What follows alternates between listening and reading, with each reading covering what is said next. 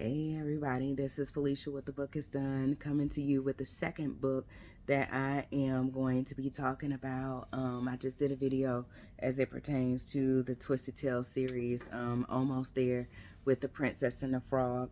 The second book that I am going to be talking about is based on the movie of Beauty and the Beast. It is called As Old as Time by Liz Braswell. This movie or this book, of course, was based on Beauty and the Beast. My all-time favorite Disney movie. Can't nobody take the place of that. Number 2 is Aladdin. Number 3 is Oliver and Company. Not too many people have heard of Oliver and Company, but it's my number 3. And so, Beauty and the Beast. This book, again, with the Twisted Tale series, it takes Disney movies and excuse me, y'all. For those who didn't see any of my previous 2 videos, Friday I was diagnosed with strep, and on today I tested positive for COVID. So I do apologize.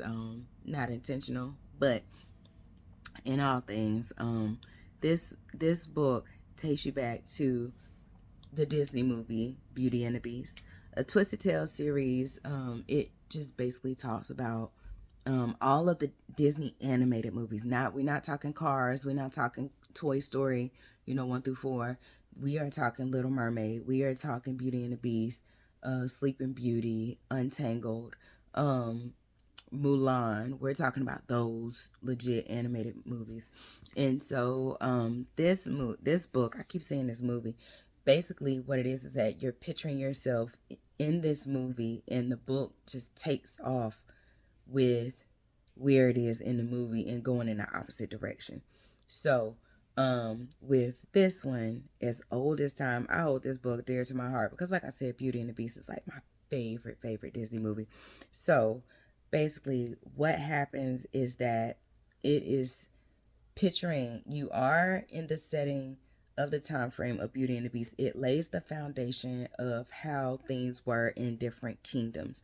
So back then they were trying, when I say back then, we're talking like the 1800s, late 1700s, 1800s. Whenever Beauty and the Beast came out, I think it was like 1859 or something like that. I don't know.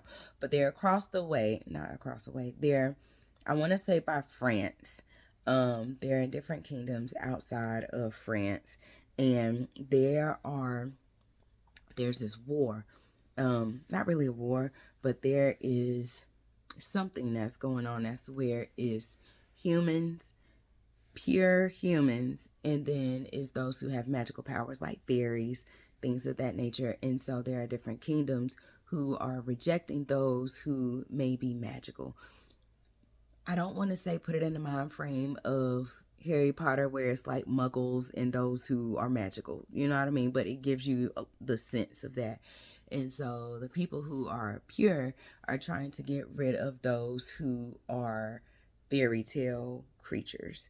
And so basically it is saying, it's giving a foundation of Maurice, a younger version of Maurice and his friends, and how he came to be and where he came to be with the different kingdoms. And like, he's this young inventor and he is, trying to find his way. And along the way, he comes across this woman who he is like smitten with. Come to find out, she is a magical creature. She's like a fairy. But we're not talking like Tinkerbell fairy. We're talking like grown woman. Like they call them witches, but they're not. And so they deal with magical things. And so she's this beautiful woman. She can change her appearance, things of that nature. Maurice is just like, I love this woman. And so basically, let me see. So when you see the book, it says, what if Bill's mother cursed the beast? What? Explain. And so it builds the foundation of Maurice marrying this woman. This woman is fairy. Maurice don't care. He's just like, I'm in love. It doesn't matter if you're magical, if you're not magical. We should all just try to live in harmony. Sound familiar, right? And so they get married, and they they have a baby, who is Belle. And so, meanwhile, because it has you to think like Maurice, in the movie, it doesn't talk about Maurice being married. It doesn't talk about Bill's mom. It doesn't talk about any of that. It just shows as Maurice being a single dad, or just being a man raising his daughter. That's it. And so it's just like, okay, okay, I got it. You're talking about uh, you know, Bill's mom. Where's Bill's mom? Who is Bill's mom? Where has Bill's mom been? It gets into the thick of everything. And so, picture it. After they talk about Maurice, him getting married, they having a baby, um, there's a part in the book, in the beginning of the book, where it says how they lived in a kingdom. The kingdom had a young son. Probably, I don't want to say, he was about 2 years older than Bill. But like when this happened, maybe he was like 8 or something like that. But in all things, the king and the queen asked for her to come to the kingdom, because they're just like, okay, we feel like your people, the king is real adamant. He's like, I feel like your people are setting up this plague, because it was a sickness that was going around killing people. But then too, you had people who were of magical stature that were disappearing. Again, it gives you like Harry Potter vibes, but it's not that, but it's similar. So she goes to the kingdom, and she's like, your highnesses, I am not causing any of this. My people are not causing any of this. This is just life. You know what I mean? Like, it's a plague that's going on. I can't control it. I'm trying to protect my people. Yes, there are things that you can do to protect yourself, but you see that as, magic, and y'all are trying to kill me. And so the queen is just like, in all things, just spare our children, spare our son. And she was like, you're killing my people. Like, why would I do that? If you're killing my people, why would I spare your people? And so the king is just like, I'm done with you. I'm done with this. Just, we don't need you. Thank you. He didn't even say thank you. He was just like, I don't need you. And the queen is like, please, please, please. Long story short, king and queen get the plague and they die, but their son is spared. And so all of the kids in the kingdom is spared. And so all of a sudden, you can't find the I can't even remember Belle's mom name. And I will look it up in a minute. I'm sorry. Let's see. Marie's, and it's different names. It's different magical names. What is her name? Rosalind. Rosalind is her name. And it was like one day she did not come home. And Maurice is like, surely she didn't just like go and leave or anything of that nature. We have to find her. So fast forward, Belle grows up. Picture it, you're in Beauty and the Beast. She is walking into town, walking into the bookstore. Like, she's going through town. They're singing their song. And Belle walks into the bookshop, and she speaks with the man who owns the bookshop, the bookkeeper per se. Remember him because he is important within this book. Not in a bad way, but in the book, he is her godfather, and she learns that he is her godfather.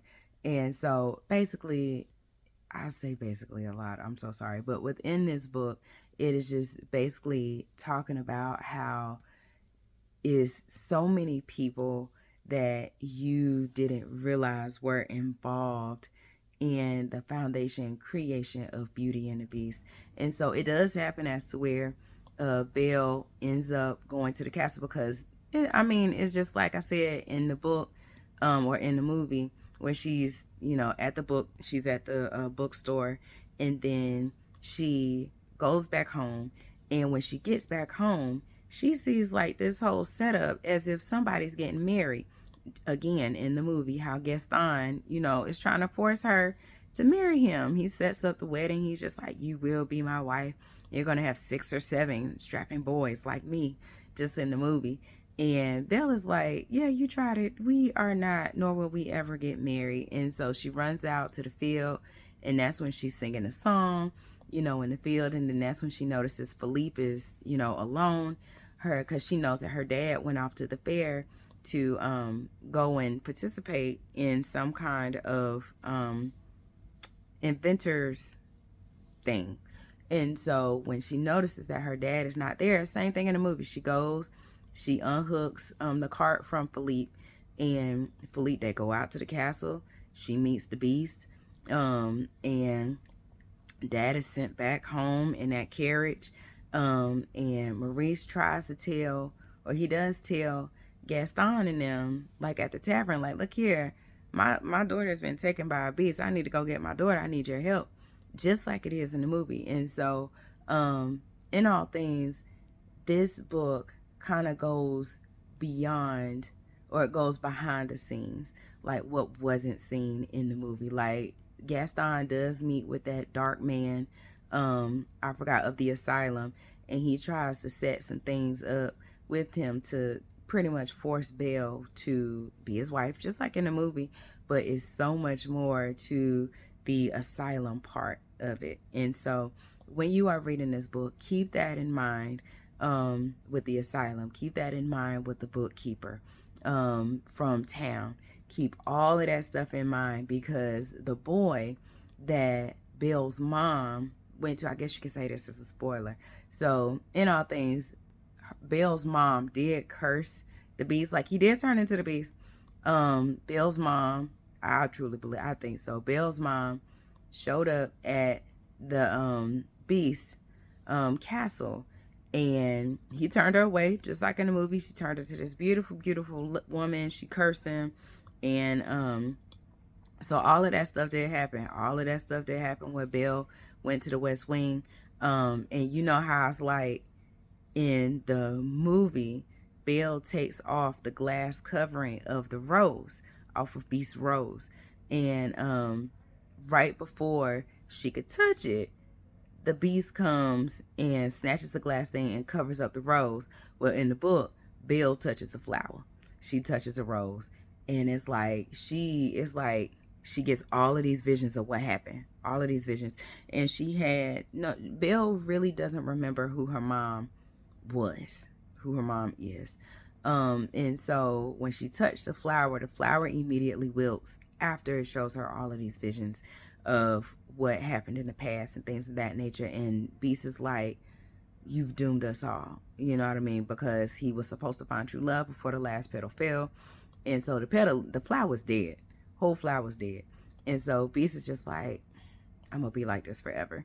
So she runs away. Like, that scene happens where he saves her from the wolves and all that kind of stuff, comes back to the castle.